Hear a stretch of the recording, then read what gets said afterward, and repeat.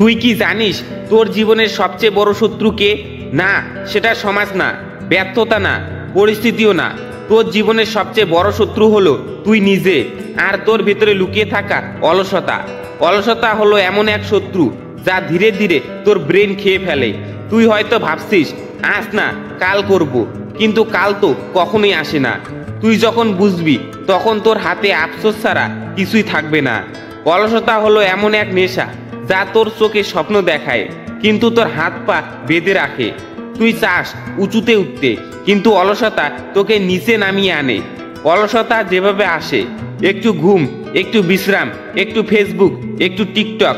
অলসতার অজুহাত, আমার সময় আছে, আজ একটু ক্লান্ত, আগামীকাল থেকে করব, কিন্তু সেই কাল তো কখনোই আসে না। আর এভাবেই দিনের পর দিন, মাসের পর মাস, বছরের পর বছর পেরিয়ে যায়, আর তুই তা টেরও পাচ্ছিস না।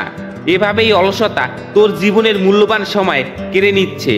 সময় একবার চলে গেলে সেটা ফিরে আসে না। তুই টাকা হারালে ফেরত পেতে পারিস, কিন্তু সময় হারালে সেটা চিরতরে হারিয়ে ফেলবি।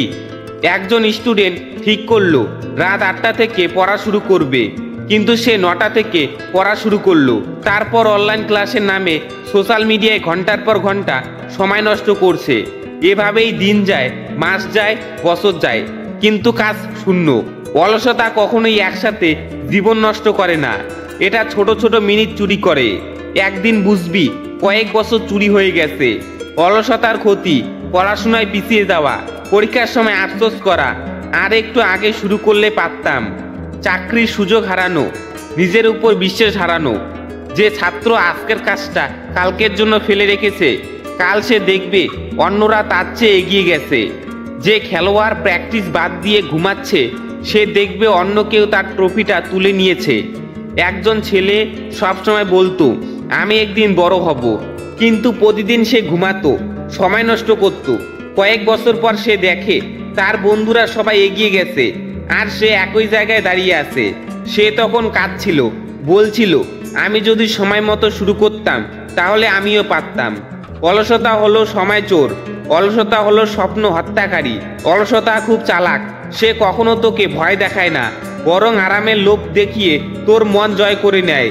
সে বলে একটু সোশ্যাল মিডিয়া দেখি, আজ না হলে কাল পড়ব, একটু বিশ্রাম নেই। আর তুই সেই ফাঁদে পড়ে ধীরে ধীরে নিজের লক্ষ্য থেকে দূরে চলে যাস। অলসতা ভাঙার কৌশল, তুই ক্লান্ত হয়ে গেলেও থেমে যাবি না, ব্যর্থ হয়ে গেলেও আবার লড়বি। কাজ ভাগ করে করো, বড় কাজ ছোট ছোট ধাপে ভাগ করো। 10 মিনিট মন দিয়ে পড়ো। তুই যদি শুরু করিস তাহলে তোর মধ্যে নতুন এনার্জি তৈরি হবে। তুই বুঝবি কাজ করতে ক্লান্তি নেই, অলসতাই আসল কষ্ট।